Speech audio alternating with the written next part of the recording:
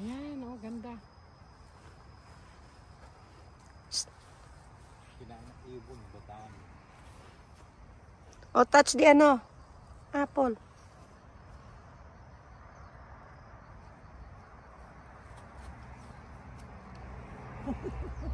Inano mo?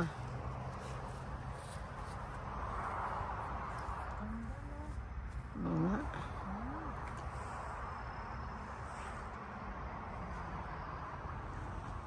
Ito lang pala siya. Laki ng green, no? Isang... Ibang klase ano? Ang tanong, tanongin sana natin kung matamis ba yan, kung isa. O baka naman pupula pa. Sinabi niya lang ano puno. Ayan nga. Ito, laki na ito. Super laki.